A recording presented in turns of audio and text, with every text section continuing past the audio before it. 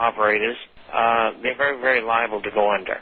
So there's going to be big bankruptcies in that area, just as there have been and will continue to be in the residential area.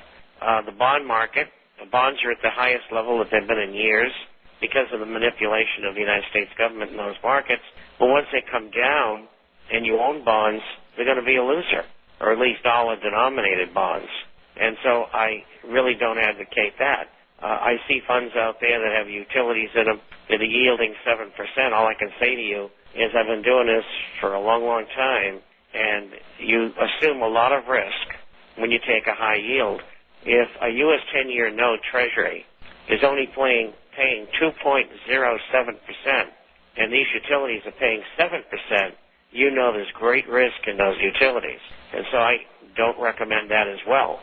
The municipal bond market is essentially frozen. They can't get any insurance. They're all going to have their ratings lowered, not all of them, but most of them. And it's very, very hard to sell those bonds right now. And I think that's going to become more difficult in the future because revenues are dropping state, county, citywide, and the value of real estate is dropping. And so there's going to be a lot of cutbacks, and there's going to be increases in taxes. So I can't go there with my money. So what's left? What's left is gold and silver-related assets. And if you have a lot of money, you can consider the strongest currency in the world, which is the Swiss franc, and you would do that by buying Swiss franc treasuries. And I only advocate that for people who are wealthy, who don't want to be completely in gold and silver-related assets. So with what is going on, I think a great portion, and it depends on family to family to family, and that's why I advise people, and I do not charge for that. And all the people I recommend, they never give me anything. And so I do this free, and I'm the only newsletter writer in the world who does it. And the best place to be is gold and silver-related assets. What the percentages are depends upon you and your own special situation. And I can't answer the percentages because I got to talk to the person individually, find out their age, their financial commitments, and so on and so forth. Right, because that's what everybody's kind of wondering is, everybody's specific question is if you had 100,000 or 500,000 or $1 million, and what percentage in that? And I know you can't go too specific, but I mean you seem to be pretty heavily invested in gold or silver, and well, an absolute minimum of 50%. Okay, minimum 50? Absolute minimum. And would because you it's figure the only thing that's going to hold its value. Precious metals like platinum or anything like that would be, because platinum's actually almost at the price of gold right now. Well, that's true, but the problem is that most of the platinum and palladium that is used in the world is used in automobiles. They have other uses, but such as jewelry, but platinum's come down from $1,200 an ounce to $856.70 for a close today. And as long as people are not buying vehicles, and worldwide, vehicle sales are off an average of 40%. And I don't see anything changing that. Unemployment is going up in every country. Even in Europe, you've already got riots going on all over there, which they're not reporting in the United States. And there's trouble ahead. And I see no renaissance in the sale of automobiles or trucks in the immediate future. And so with that said, I would not be a buyer of what is basically a commodity, and that is platinum and palladium. And would you see, as far as the United States, what do you think is going to be the biggest difference? Is it going to be deflation, currency devaluation, or inflation? I think we're going to have inflation overcoming, as it has for the last 5 years, deflation. And we will reach a point, and I don't know where that point is, when the inflation won't work anymore. And historically, that's what's happened. And the people in charge know that. They just don't know what else to do because they're in a box and they can't get out. And we will continue to see the creation of money and credit and treasuries, and it'll go on ad infinitum until they just can't do it anymore.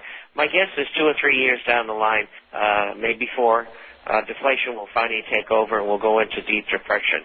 And what do you want to have during those times? Well, gold and silver go up during inflation. During deflation, deflation, which will eventually come and take over, The only thing that holds its value is gold. And you can go back 6,000 years and read about it, and it's all there. So I guess what you're saying is you think all this, all these trillions of dollars that they pumped in guarantees in the inflation is going to take about 3 or 4 years to work itself out before we do finally see deflation? It could happen more quickly. There could always be an untoward event. And we had one a year ago, June, when a lady named Meredith Whitney, who is a top senior analyst with Oppenheimer and Company in New York, said she didn't really believe that Citigroup should be selling where it was at the time, which is around $32 a share. We came to the same conclusion about a year and a half before that, and we recommended a short sale on Citigroup because we knew what was going on, and she did too. And analysts within the brokerage business never make such announcements. Well, she made the announcement, and that's what caused the credit crisis, and that's what exposed the whole system. In other words, the emperor had no clothes. And we've spiraled down ever since, and we're going to continue to do so. Citigroup closed about $7 a share today. And we've had about 20, 25 other shorts that we've recommended that have done equally as well. Shorts is when you bet a stock's going down rather than up. Right. And to make it simple. And so the system is broken and can never be put back into what it was before unless the system is purged. The people in power behind the scenes absolutely refuse to purge the system because they want to continue to loot the public of billions and billions of dollars. And they can't do that in the middle of a depression, because what happens in the depression, because we have the internet today and we have alternative radio, people ask, well, who did this to me? And they're going to do something about it. And so they don't want that to happen, so they're hoping hope against hope, and they're terrified, believe me. So you are playing some they can stop this, and short they can't positions on the stock market right now? What's that? So you're playing some short positions on the stock market right now? About 25 to 30 of them. Right. And where do you forecast? And I have very few long positions, and they're either in gold and silver, oil and gas. I have a couple of positions that I've recommended in the water industry, and that's about it. And where do you forecast gold and silver, the price of it over the next 2 or 3 years? Well, if you just look at inflation since 1980, when gold hit a high at that time of $8.50, and recently, several months ago, it hit $10.33. Official inflation since 1980 would reflect to a gold price of close to $3,000 an ounce. Unofficial inflation, which is the truth, the real inflation, is over $6,000. So gold's got a long, long way to go. And the dollar is starting to come back down again, and it will continue to do so. And if they devalue the dollar and they make a new dollar, or say hypothetically they give you one new one for 10 old ones, then gold is going to go through the roof. Gold is the only real money. And if you read history, you'll see that. Every fiat currency in history has collapsed. This is Babylon all over again. Bob, I tell you what, some of the people talking about in the chat room, are you talking about buying certificates for gold, or are you talking about buying the actual gold and keeping it yourself? My preference has always been gold coins.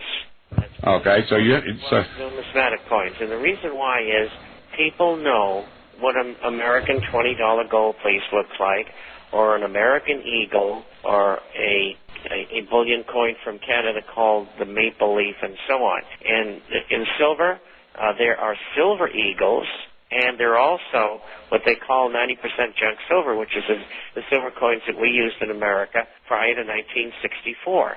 And I like them. They come in bags, and they're recognizable. Everybody knows what the 25-cent piece looks like. And if it's got the date 1963 on it, well, they know that there's a certain amount of silver in it. As far as the other aspects of investment, I prefer gold and silver shares. I've been an expert on the subject for almost 50 years. I used to be the largest gold-silver stockbroker in the world. And so I like that. If people want to buy gold bullion, that's fine. Silver bullion, that's fine. I just prefer the others. I recommend very few stocks, and they usually work pretty well. And I think that There's things called exchange-traded funds, and they're called ETFs. There's one in gold and one in silver. The one in silver can buy futures contracts and derivatives, and they also don't have to take delivery of the silver, and I don't like that.